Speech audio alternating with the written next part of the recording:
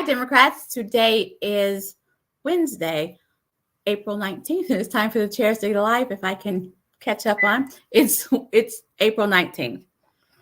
So all day today, I'm sure that you've if you're from Oklahoma, you've been feeling kind of heavy, like I've been feeling, because today is the day that we all remember in Oklahoma.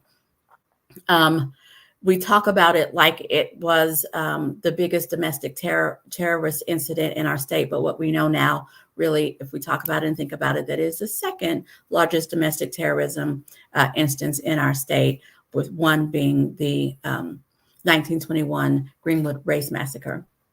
But today is about what happened at the Murrah Building, April 19th, 1990. I think it was 1995, April 19th, 1995. And we say, never forget, always remember. And we do, because there were a lot of lives lost, and a lot of hopes shattered, and a lot of innocence forgotten on that day. And so we talk about the bombing, we talk about the lives, but we cannot lose focus that was an attack put together by Timothy McVeigh and his cohorts. And it was an attack, from white supremacist, anti-government cretins, right? They didn't like the government. They wanted to time it on the anniversary of the end of the Waco siege because they were anti-government. It was horrible. It was awful. But if we're going to talk about the Murrah Building, we have to talk about the why. Right? Because if we don't talk about the why gets visited on us once again. And so that was an instance of anti-government white supremacists attacking the government and killing Oklahoma citizens. That's what we should never forget. That's what we should never forget.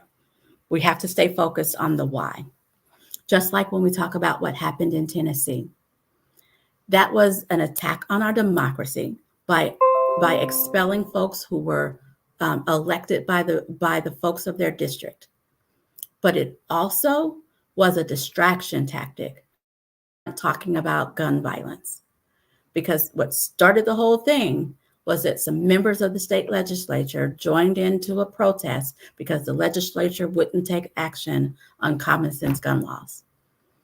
But for the week after that, the media kept talking about the expulsion, which was awful and an attack on our democracy. But the pro-gun folks, the pro-unreasonable stance on gun folks, the folks who refused to have a real conversation about guns, spun it, and it was about the behavior of the Tennessee Three. But let's not lose focus. There was a cheerleader who got in the wrong car in Texas yesterday. She got in the wrong car. It wasn't malice. It wasn't. She just got in the wrong car. And in her attempt to apologize, she got grazed, and the driver of her car got shot twice. Because we will not have a conversation about restraining guns. I'm not talking about a conversation about taking guns, eliminating guns, but just restraining guns. How many more cheerleaders, brothers, 9-year-olds, 6-year-olds, 5-year-olds, folks who work at a bank, folks who work at a mall, work at a doctor's office, how many more of those folks have to die before we can breach the conversation? Apparently, we haven't gotten to that number yet. And so every day I'm going to come in and I'm going to talk to you about some new shooting. I don't want to, but apparently that's where we are. Every day, I'm going to talk to you about some big national shooting over something dumb, right? This was a cheerleader who opened the wrong door, got in the wrong car. It wasn't malice. The lady who pulled into the wrong driveways because all she wanted to do was turn around. No words were exchanged. She was shot. The young man who knocked on the wrong door because he was picking up his siblings. No words were exchanged. He was shot. I'm going to keep talking about it because we have to focus on the why we're talking about it. And we're talking about it because there are folks in our state legislatures, not just in Oklahoma, But in red states all across the nation, and yes, I'm pointing out red states who refuse to have a reasonable conversation. They will do everything to have a reasonable conversation, just like the expulsion. Another thing we need to focus on. The whole nation was talking about McCurtain County for the last 72 hours and that horrific tape. But let's stay focused. When the sheriff responded to, hey, we heard this horrible tape where they were talking about, where they were threatening lives and they were saying racist things, the sheriff of McCurtain County said, that tape was obtained illegally. Focus. There is white supremacy and disregard for life amongst your ranks. That's what we need to focus on. When the superintendent of public instruction, governor, because they're trying to get their voucher scheme that they're now calling a tax credit, they're trying to get that through, they're vilifying teachers. They're acting like we don't have quality, dedicated teachers in our state. But we do. I needed to end this on a positive note, but we do. The National Teacher of the Year is from right here in Oklahoma. The National Teacher of the Year, Rebecca Peterson, is a teacher at Union Public Schools right here in Oklahoma. Not the Teacher of the Year, which is great and admirable, and that's awesome, but the National Teacher of the Year is from right here in Oklahoma. We need to focus. We have quality, dedicated teachers here, but we don't want to talk about that because we're trying to get a voucher scheme passed or tax credit passed so that we're subsidizing parents who could afford private school. We're subsidizing them so they don't have to pay the full tuition. We have to focus. Right. Congratulations, Rebecca Peterson, National Teacher of the Year. We need to stay focused on the smoke and mirrors. And to that I say, Democrats need to be more vocal. Y'all see me, I'm out here and I'm alive and I'm safe.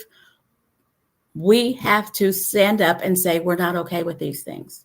Because as long as they can get away with it, as long as they think that they can have these conversations in municipal buildings, they will. As long as they think that they can pass this off and they can make videos in their cars and they can do all these things, they will. We have to stand in opposition, and we have to be loud, and we have to be multiple. It has to be more than just a few of us. When we hear crazy, anti-Semitic, anti-Asian, anti-Black, anti-Native American, we hear anti-LGBT, we hear that, we don't just get away from them because it's disgusting. We have to stand there as an ally in those organizations, to those communities. We need to stand there and say, no, you will not have those conversations when I'm around. No, it is not okay that there are 5 Oklahomans that you are vilifying. It is not okay. They've gotten too comfortable that they're having the conversation in municipal buildings. They're publishing dumb posts on their state accounts, their state social media accounts, because they feel like they can. Because we're not saying it loud enough that it's not okay. We're not saying it loud enough that those are Oklahomans that they're talking about. We have to stand in opposition to the craziness that is happening in our state. I don't want to get another tweet, text, direct message, friends who lives outside of my state saying what is happening in your state. Because what I want to say is, yes, that horrible stuff is happening, but we're standing against it. That we're standing against it and we're going to stop it. But I need your help. So here's the part where I tell you how you can help me. Keep in mind, there are a bunch of events that are on the horizon that are coming, right? Just next week, we're having our Leading Ladies event where we're honoring 2 outstanding women who do good work in the state. Tomas Torre, who leads the ACLU, and Sarah Adams, who to laudable organizations that are worth celebrating and honoring. We're having an event to honor those women next week. on April 27th in Oklahoma City. Go out to our website for more information. That's on April 27th. Then on June 3rd, I'm giving you enough warning so you have enough paychecks to save up. On June 3rd, we're having the Carl Albert Award ceremony. That's where we honor, this is our biannual honoring ceremony of folks who are doing good work in the community in general. We have 4 awards that we're giving out. Looking really forward to that. Former Texas Congressman Beto O'Rourke is our keynote. That is on Saturday, June 3rd. Tickets are available, and right now we're doing early bird